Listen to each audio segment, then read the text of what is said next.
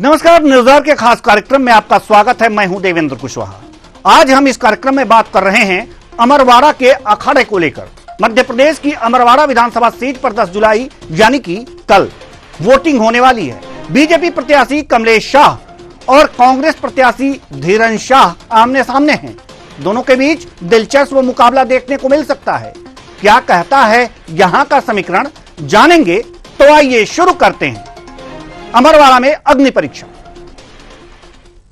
अमरवाड़ा का अखाड़ा, मैदान में बीजेपी से कमलेश शाह, रण में कांग्रेस से धीरन शाह। कमलेश की बीजेपी में जाने से खाली हुई थी सीट। दांव पर पूर्व सीएम कमलनाथ की प्रतिष्ठा। 332 मतदान केंद्रों में होगी वोटिंग। रिजर्व सहित 365 मतदान दलों का गठन। 62 माइक्रो ऑब्जर्वर किए गए नियुक्त। 332 मतदान केंद्रों में से बनाए गए 11 पिंक बूथ। तो मध्य प्रदेश के अमरवाड़ा में मुख्यमंत्री डॉक्टर मोहन यादव की पहली परीक्षा होने जा रही है। 10 जुलाई को इस विधानसभा सीट पर मतदान होगा और 13 जुलाई को इसके नतीजे आएंगे। मुख्य राजनीतिक दल कांग्रेस और बीजेपी ने अपने अपने उम्मीदवार को जिताने के लिए पूरी ताकत झोंक दी है। बीजेपी प्रवक्ता नरेंद्र सलूजा और बीजेपी के प्रदेश अध्यक्ष वीडी शर्मा का क्या कुछ कहना है, आइए जानते हैं। छिंदवाड़ा जिले के अमरवाड़ा विधानसभा का चुनाव है और ये चुनाव बहुत महत्वपूर्ण चुनाव है।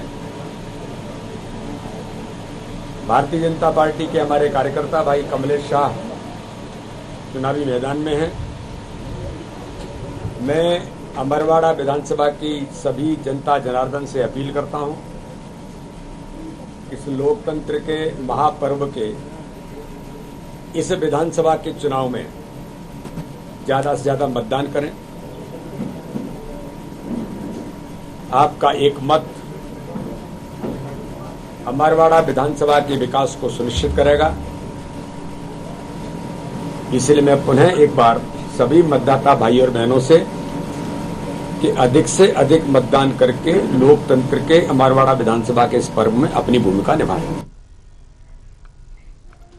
वहीं कांग्रेस प्रत्याशी धीरन शाह के समर्थन में कांग्रेस नेताओं ने भी पूरा दमखम लगाया है। कांग्रेस प्रवक्ता रवि सक्सेना का कहना है कि जनता कांग्रेस पार्टी के साथ है। सुनिए।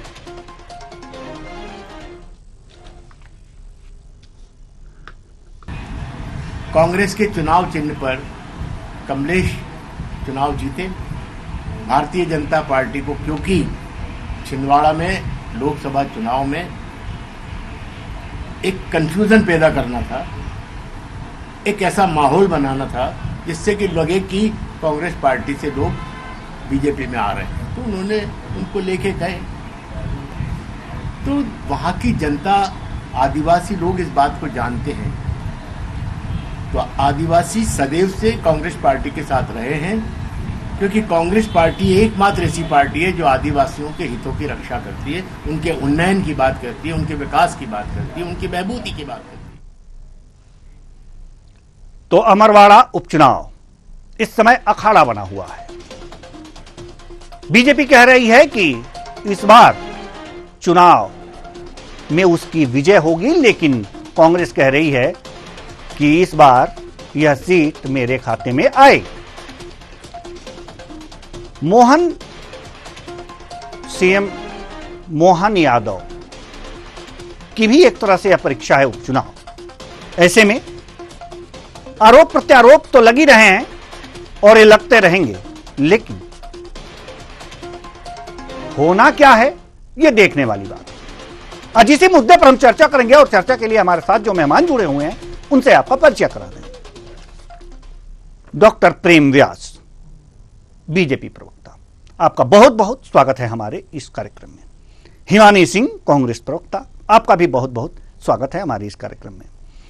टीएन मनीष जी, वरिष्ठ पत्रकार, आपका भी बहुत बहुत स्वागत है हमारे इस कार्यक्रम में। चर्चा की शुरुआत करते हैं हिमानी सिंह जी आपसे। हिमानी सिंह जी, अमरवाड़ा उपचुनाव 10 तारीख को मतदान। क्यों लगता है कि इस कांग्रेस जीतेगी?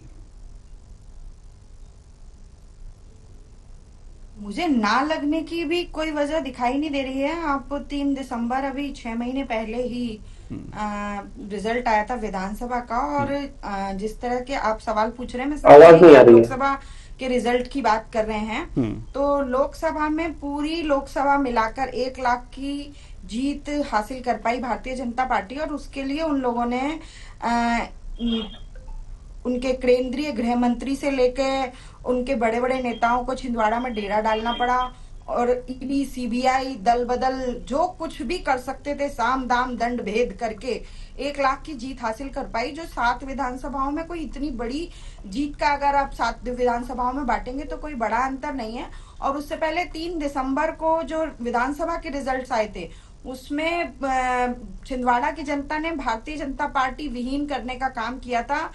तो इसलिए हम लोग अति आश्वस्त हैं, कमलनाथ जी के नेतृत्व में ये उपचुनाव हम जीतने जा रहे हैं, और जनता का जो रुख देखने में आया है वो कांग्रेस पार्टी के प्रत्याशी की ओर बहुत सकारात्मक है। तो इसी आधार पर मैं ये कह सकती हूँ कि हम जीत रहे हैं उपचुनाव। चलिए डॉक्टर प्रेम व्यास जी, आप जो बीजेपी है वो अगर जो ये कह रही है कि नहीं हम जीतेंगे, तो एक तरह से कहा जा सकता है कि जैसे लोकसभा में बिल्कुल ही कांग्रेस को मध्य प्रदेश से साफ कर दिया, तो उसी उत्साह में आप ये भी कह सकते हैं, और मुझे मानना भी पड़ेगा कि हाँ हो सकता है कि अमरवाड़ा जीत जाए, लेकिन लोकसभा और विधानसभा में अंतर है, दोनों में अंतर है, मेंटेलिटी की भी अंतर हो जाती है मतदाताओं की। क्या लगता है आपको इस बार आप क्यों जीत रहे हैं अमरवाड़ा? देखिए देवेंद्र जी, मैं दोनों बातों के जवाब देता हूं। जिस तरह से पुराना लोकसभा चुनाव हुआ और उसमें अमरवाड़ा सीट से लगभग 15,000 वोटों से ज्यादा भारतीय जनता पार्टी पराजित हुआ है, तो निश्चित रूप से जनता ने विश्वास मत प्रेषित करा है भारतीय जनता पार्टी के लिए। और ये सिर्फ आज ही की बात नहीं, अगर पूर्व का चुनाव देखेंगे, जैसे अभी कहा गया था छिंदवाड़ा को लेकर, तो पूर्व का चुनाव कमलनाथ जी लगातार उनका जीत का अंतर 2 बार से कम हुआ, उसके बाद में उनके पुत्र का जो अंतर था वो और कम हुआ, लगभग 36-37,000, और अभी 1 लाख से ज्यादा वोटों से हारना। तो निश्चित रूप से वहां की जनता ने ये प्रेषित कर दिया है कि वो अब विकास पथ पर अग्रसर होना चाहती है, वो डेवलपमेंट को लेकर आगे बढ़ेगी, वो गवर्नेंस, गुड गवर्नेंस को लेकर आगे बढ़ेगी। वो लीडरशिप में जो एक कंफ्यूजन कांग्रेस का वहां क्रिएट किया गया, आप देखिए जो प्रमुख जब समय आता है तो कमलनाथ जी, नकुलनाथ जी, जिनको ये कहते हैं छिंदवाड़ा मॉडल के जो जिन्होंने यहाँ प्रस्तुत करा है, उनको वहां से नदारद कर दिया जाता है। शीर्ष नेतृत्व वहां पर जाता है तो वहां के आदिवासी समाज को गद्दार कहा जाता है, और वहां के कैंडिडेट्स को, जिसको 10 वर्षों तक जिनने वो सीट जीत कर दी है, उसको आज शराबी कहा जाता है क्योंकि वो भारतीय जनता पार्टी के साथ आ गया। इन सब बातों का जवाब जो जनता देगी, वेलफेयर स्कीम्स जो हमने पूरे प्रदेश में लागू करी है, निश्चित रूप से वहां की जनता स्वीकारोक्ति के साथ में चाहती है कि वे सब स्कीम्स वहां आए। नेशनल सिक्योरिटी की बात हो, इकोनॉमिक ग्रोथ की बात हो, सभी विभिन्न पहलुओं को सोचकर ही जनता वोट करती है। और निश्चित रूप से जो हमने विकास किया है, जो पूर्व में हमारे कृत्य है, जनता उसको देखकर चुनेगी, और निश्चित रूप से हम आशान्वित है अमरवाड़ा की जनता अभूतपूर्व मतों से भारतीय जनता पार्टी को विजय सुनिश्चित कराई। चलिए हिमानी जी आपकी बातों का जवाब जरूर देंगी, लेकिन इससे पहले हम वरिष्ठ पत्रकार टीएन मनीष जी के पास आएंगे। हिमानी जी जवाब तैयार रखिएगा डॉक्टर प्रेम व्यास जी का। टीएन मनीष जी, क्या लगता है आपको, दोनों पार्टी जीत के दावे कर रही है, और वास्तव में जीत के दावे तो सभी को करने ही चाहिए, जब तक काउंटिंग ना हो जाए तब तक लोग जीतते ही रहते हैं, लेकिन वास्तव में धरातल पर है क्या? देखिए, मैं आपको बता दूं कि हकीकत का जो धरातल है वो दोनों ही प्रमुख दलों के जो प्रवक्ता हैं वो अपनी कर्तव्य पथ पर हैं, और वो अपना कर्तव्य बखूबी निभा रहे हैं। उनको पार्टी ने इसकी जिम्मेदारी दी है जी कि वो पैरवी करें, वकालत करें, और अपने अपने दल की बात को दर्शकों तक पहुंचाएं। हम चौथे स्तंभ के प्रहरी हैं, उस नाते से मेरा इसमें बिल्कुल कहना यह है कि गोंडवाना गणतंत्र पार्टी को ना तो भारतीय जनता पार्टी को हल्के में लेना चाहिए उस सीट पर, और ना ही कांग्रेस को, क्योंकि अमरवाड़ा वनवासी आदिवासी बाहुल्य सीट है, और वहां पर गोंडवाना गणतंत्र पार्टी भी ताल ठोक रही है। जी। दूसरी बात, जिस तरह से लोकसभा चुनाव के दरमियान उस अवधि में एक विजयी जो कैंडिडेट है, जिनको अभी भारतीय जनता पार्टी में जो शामिल हुए कमलेश, वो अब जिस तरह से उन्होंने पार्टी छोड़ी और उपचुनाव पर के मुहाने पर चीजें आ गई। अब ये बाई इलेक्शन है कल, यानी कि 10 तारीख को, बुधवार को इसको वोटिंग होनी है। 13 तारीख तक नतीजे आएंगे, लेकिन अपने अपने दावे हैं, अपनी अपनी बातें। इसके बावजूद बात ये आ रही है कि गोंडवाना गणतंत्र पार्टी की तरफ किस तरह से आदिवासियों का रुझान है, क्या वोटों का ध्रुवीकरण होगा, किस तरह से भारतीय जनता पार्टी जो विकास रथ की बात कर रही है, उस विकास को वहां पर अमरवाड़ा के अंतिम छोर तक जल जंगल और जमीन के लिए लड़ने वाली जो ये आदिवासी जो जमात है, वनवासी जिसको हम कहते हैं, वो कहां तक साथ देगी। कांग्रेस के कौन से वादे और दावे हैं जो उनको लगता है कि आगे बढ़ाएंगे, क्योंकि लोकसभा का एक अलग परिदृश्य होता है, विधानसभा का एक अलग परिवेश होता है, अलग माहौल होता है और उसकी डिमांड अलग होती है। तो चुनाव की तासीर अलग है। इसमें सड़क, पानी, बिजली, शिक्षा, स्वास्थ्य, बेरोजगारी, महंगाई और तमाम तरह के मुद्दे। इसके अलावा वहां पर सरकारी योजनाएं, जो जनहितैषी कल्याणकारी योजनाएं सरकार के द्वारा संचालित होती है, जो जनजातीय बाहुल इलाकों में अलग तरह के विशेष पैकेजेस आते हैं, उसमें किस तरह का कॉकस काम कर रहा है, वो कॉकस फेल करने में अभी जो वर्तमान में सरकार है भारतीय जनता पार्टी की, वो किस हद तक सफल हुई है, कितने लोगों को वहां पर न्याय मिला है, कितने लोगों के साथ में अत्याचार खत्म हुए हैं और कितने लोगों को उनके कुदरती हक के साथ सरकार ने नियमों के साथ पात्रता के आधार पर उन्हें लाभान्वित होने का मौका दिया। ये तमाम बिंदु हैं, क्योंकि अब जनजातीय आधार पर भी मैं ये कह सकता हूं कि जागरूकता का प्रतिशत बढ़ा है, शिक्षा का प्रतिशत बढ़ा है और उनके समझ झरोके में अब ये बात आ गई है कि उन्हें अपने अच्छे और बुरे का ज्ञान है। तो ऐसे में दोनों दलों में जो अब तक की कैनवासिंग हुई, धुआंधार प्रचार हुआ, आदि सरकार वहां पर पहुंची, तमाम तरह के वादे दावे रहे हैं दोनों तरफ से, लेकिन इनने कितना असर डाला और गोंडवाना गणतंत्र पार्टी जो मूल रूप से, शुद्ध रूप से, खालिस तौर पर वनवासी और आदिवासियों की पैरवी करती है, उनका प्रतिनिधित्व करती है, उसने कितना असर डाला। क्या वो ध्रुवीकरण करेगी, क्या वो इनके लिए वोट कटुआ साबित होगी, या क्या दोनों दलों को नकार कर इस बात की नाराजगी लोग निकालेंगे कि हमने आपको जिता करके भेजा और आपने अचानक इस्तीफा देकर के एक उपचुनाव और ला दिया। जी बिल्कुल, बिल्कुल सही बात आपने कही है। हिमानी जी, हम आपके पास आ रहे हैं। हिमानी सिंह जी, जैसा कि अभी डॉक्टर प्रेम व्यास जी ने तमाम बातें कही कि हमारा विकास है, विकास किए हैं, ये और सारी चीजें इन्होंने कही हैं, इसलिए वो जीत रहे हैं, तो आपको तो मौका ही नहीं मिला विकास करने का। नहीं, मुझे मैं मौका ऐसा छोड़ती नहीं हूँ, ले लेती हूँ, ऐसी कोई बात नहीं है। लेकिन मैं भैया ने, प्रेम भाई ने वोटिंग प्रतिशत से किया था, तो मैं बिल्कुल मुद्दे से नहीं बट रही हूँ। सिर्फ उदाहरण के लिए एक उदाहरण पेश करना चाह रही हूँ कि अगर वोटिंग प्रतिशत घटने से किसी की लोकप्रियता को कम या ज्यादा आंका जा सकता है, तो उसका सर्वश्रेष्ठ उदाहरण इस बार प्रधानमंत्री नरेंद्र मोदी की वाराणसी सीट है, जिसका प्रतिशत वोटिंग बहुत ज्यादा गिर गया है और कई बार वो पीछे चले थे कांग्रेस के अजय राय जी से। तो वोटिंग प्रतिशत, अगर इस चीज का आंकड़ा होता है कि लोकसभा के वोटिंग प्रतिशत से विधानसभा सीट का वोट निकाला जा सकता है, तो फिर अब प्रधानमंत्री नरेंद्र मोदी जी के लिए अगले लोकसभा चुनाव के लिए या आगे के लिए कोई दूसरी सीट ढूंढ ली जानी चाहिए। तो जो कि नकुलनाथ जी के लिए और कमलनाथ जी के लिए अभी वोटिंग प्रतिशत की बात हो रही थी, मैं उसी के उसमें ये उदाहरण दे रही हूँ। लेकिन मेरा ऐसा कहना है कि जो छिंदवाड़ा की जनता का भी ये रूप देखा गया और हमारे वरिष्ठ पत्रकार मनीष भाई ने भी जैसा बोला कि जनता के मन में इस बात की नार, वैसे गोंडवाना पार्टी हमेशा जब भी मैदान में उतरी है तब उसका फायदा हमेशा कांग्रेस पार्टी को मिला है, ऐसा मेरा अनुमान है या ऐसा मेरा ऑब्जर्वेशन आप कह सकते हैं। तो इसलिए मैं आश्वस्त हूं अपने उपचुनाव की जीत के लिए। दूसरे पार्टी के जो वोटर्स थे उनके मन में नाराजगी वाकई में है कि उन्होंने जिताकर भेजा और उनको धोखा मिला और दोबारा से उस क्षेत्र में उपचुनाव करवाया गया। और दूसरी चीज, लोकसभा चुनाव से का जो परिणाम रहा, उसके बाद जब लोकसभा के परिणाम आए, पूरे देश के परिणाम देखते हुए भी, और छिंदवाड़ा का पहले भी आप देख सकते हैं इतिहास कि जब सुंदरलाल पटवा जी को जिताया था, उसके बाद छिंदवाड़ा की जनता ने बहुत ज्यादा कमलनाथ जी के पास आकर रोए भी थे, उनसे माफी भी मांगी थी और पश्चाताप भी किया था।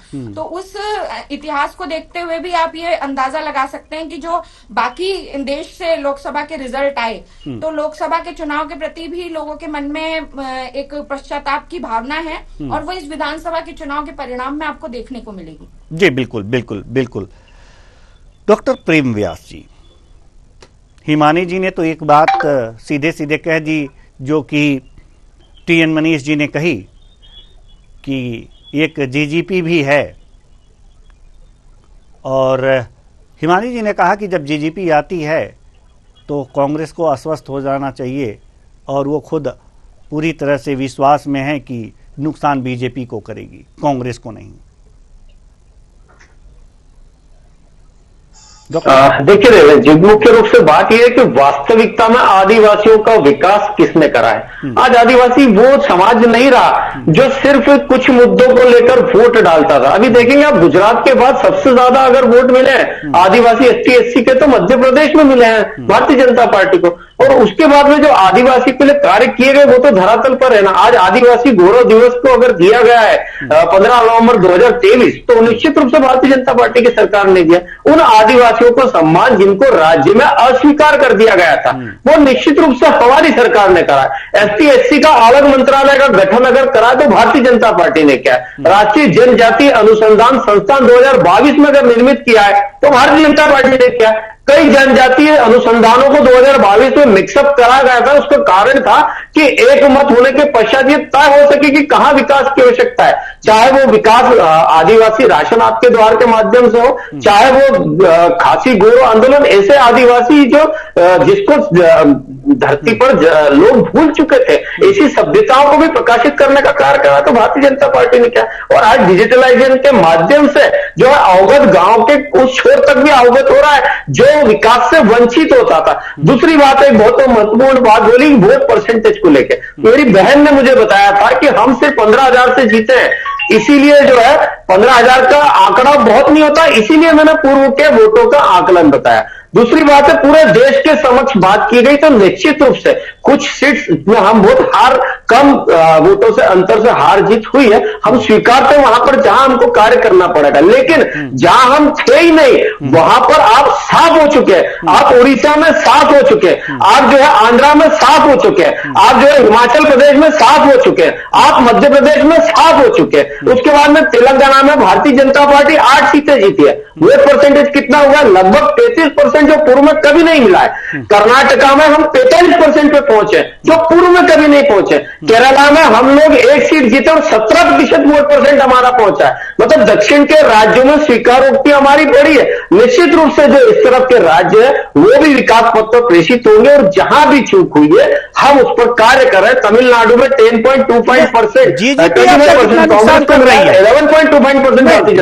आपका नुकसान कर रही है या फायदा दिला रही है?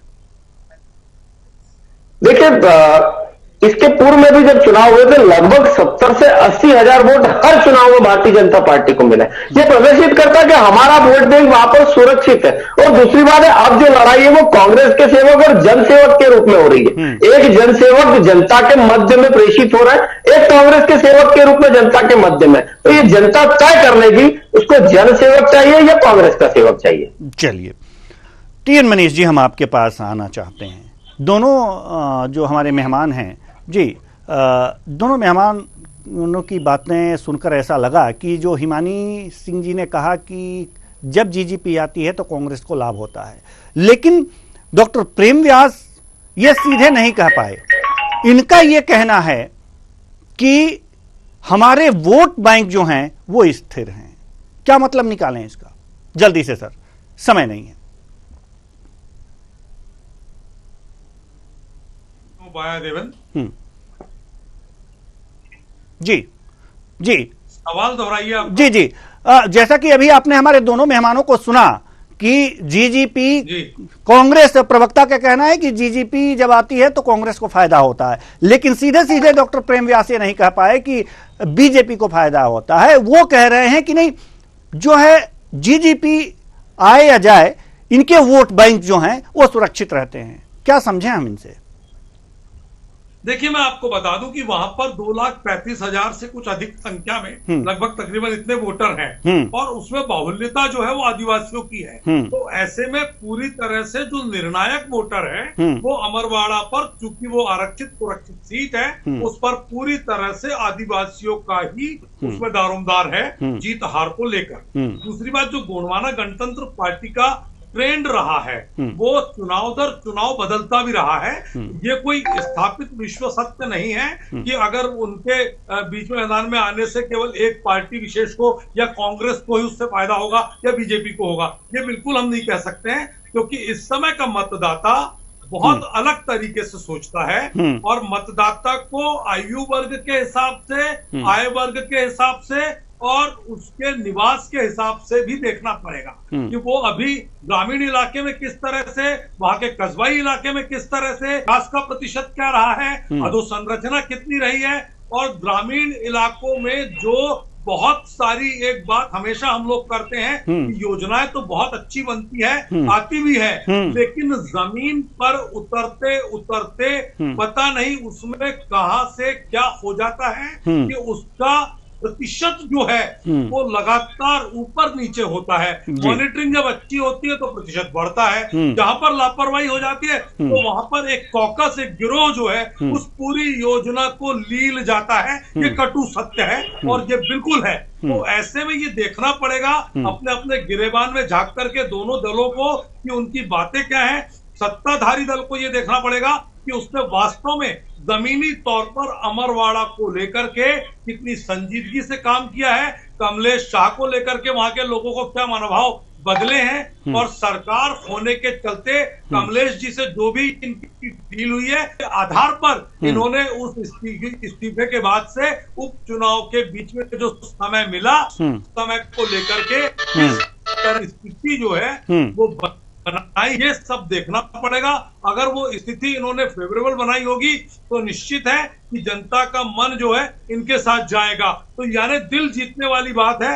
अभी ये कहना बहुत मुश्किल है कि कौन किसका दिल जीत रहा है। कल तो आप वोटिंग होने दीजिए, परसेंटेज आने दीजिए, उसके बाद तय होगा कि एंटी इनकम्बेंसी थी, प्रो इनकम्बेंसी थी या क्या कुछ था, और 13 तारीख को दूध का दूध पानी का पानी हो जाएगा। जी बिल्कुल, 13 तारीख को दूध का दूध और पानी का पानी हो जाएगा और तब तक हमें इंतजार करना ही होगा। समय भी समाप्त हो चुका है, इसलिए बहुत बहुत धन्यवाद सभी मेहमानों का, आप आए और अपने अपने विचार साझा किए।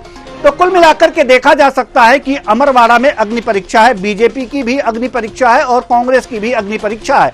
लेकिन सवाल यहां पर यह है कि जो जीजीपी है, गोंडवाना गणतंत्र पार्टी, इसके आ जाने से थोड़ी सी कांग्रेस अपने आप को आश्वस्त दिख रही है, लेकिन बीजेपी कह रही है कि हमारा वोट बैंक तो फिक्स है। लेकिन अब देखना होगा कि यह जीजेपी क्या खेल कर पाती है और अमरवाड़ा की अग्नि परीक्षा में कौन सफल साबित होता है। फिलहाल इस कार्यक्रम में इतना ही, मुझे दीजिए इजाजत, नमस्कार।